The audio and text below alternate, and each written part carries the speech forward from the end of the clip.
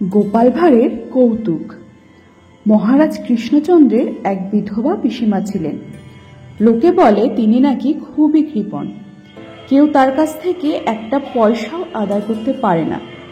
কৃষ্ণচন্দ্র একদিন গোপালকে বললেন, গোপাল, যে করেই হোক তুমি যদি পিসিমার কাছ থেকে কিছু টাকা আদায় করতে পারো তাহলে তোমাকে পুরস্কৃত করব।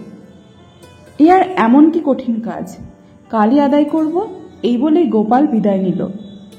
পরদিন সকালে গোপাল পকেটে কিছু ভাজা চিংড়ি মাছ নিয়ে বাড়ির ভেতর গিয়ে ডাকতে লাগলো, পিসিমা ও পিসিমা, বড় ইচ্ছে আজ তোমার পাতের প্রসাদ পাই।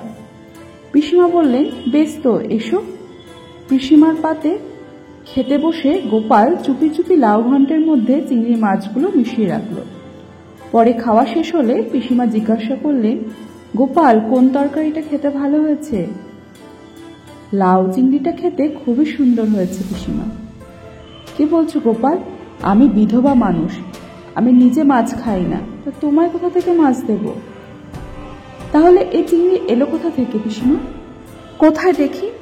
এই যে, বলে গোপাল একটি চিংড়ি দেখালেন। তখন পিসিমা অপমানে, লজ্জায় ও ভয়ে অভিভূত হয়ে পড়লেন।